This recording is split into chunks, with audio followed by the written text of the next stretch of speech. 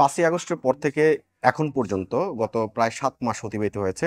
বাংলাদেশের আইনশৃঙ্খলা পরিস্থিতি স্বাভাবিক হয়নি এখনো মানুষের নিরাপত্তা নিয়ে শঙ্কা, রাস্তাঘাটে বের হলে চুরি, ছিনতাই, রাহাজানি এগুলো চলমান রয়েছে। বর্তমান সরকারের যারা উপদেষ্টা মণ্ডলী আছেন, অন্তর্বর্তী সরকারের, তারা নানানভাবে কথা বললেও তারা আইনশৃঙ্খলা পরিস্থিতি এখনো স্বাভাবিক করতে পারেননি।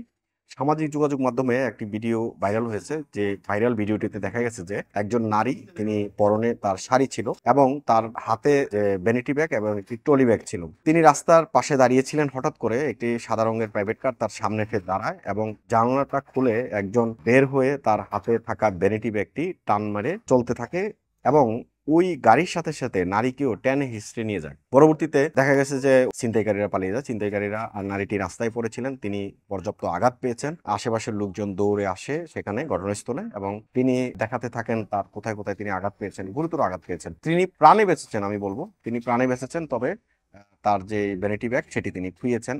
এ বিষয়ে পুলিশের সাথে যোগাযোগ করা হলে পুলিশ যেটা বলছে যে তারা এমন ঘটনা সামাজিক যোগাযোগ মাধ্যমে যে ভিডিও, সেই ভিডিওটা তারা দেখেছেন এবং এখনো পর্যন্ত কোনো ধরনের মামলা হয়নি এই ঘটনায়, এবং তারা এই ঘটনার আসলে চলমান একটা প্রক্রিয়া রয়েছে। তারা আসলে খোঁজখবর নিচ্ছে কিভাবে এই ঘটনা হয়েছে এবং যে ছিনতাইকারীরা এই কাজটি করেছে তাদেরকে আসলে গ্রেপ্তারের একটা প্রক্রিয়া তারা চলছে। এখন প্রশ্ন উঠেছে, এই যে ঘটনাটা, এটা তো একটা ছোট্ট ঘটনা, এমন ঘটনা সারা বাংলাদেশে প্রতিদিন প্রতিনিয়ত হচ্ছে।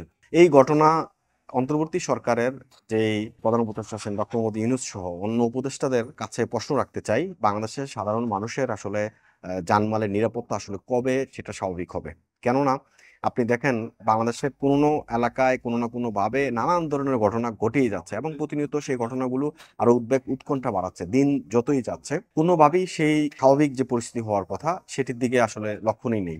যদিও আগের তুলনায় এখন কিছুটা কমেছে, কিন্তু এগুলা চলমান আছে এবং সাধারণ মানুষের নিরাপত্তা নিয়ে একটা শঙ্কা তৈরি হয়েছে। সাধারণ মানুষের জানমালের নিরাপত্তা নিয়ে শঙ্কা তৈরি হয়েছে। মানুষ কথা বলছে এগুলো নিয়ে, সাধারণ মানুষ কথা বলছে এবং একটা মানুষ যে রাস্তায় বের হবে, রাস্তায় বের হওয়ার পর তার যে নিরাপত্তা প্রয়োজন, সেই নিরাপত্তাটা আসলে এই মুহূর্তে বাংলাদেশে নেই। এমআইবি সংবাদ ও সংবাদ সংশ্লিষ্ট অনুষ্ঠান দেখতে ভিজিট করুন www.mibtelevision.tv ও facebook.com/mibtelevision.tv এবং সাবস্ক্রাইব করুন youtube.com/mibtelevision এ।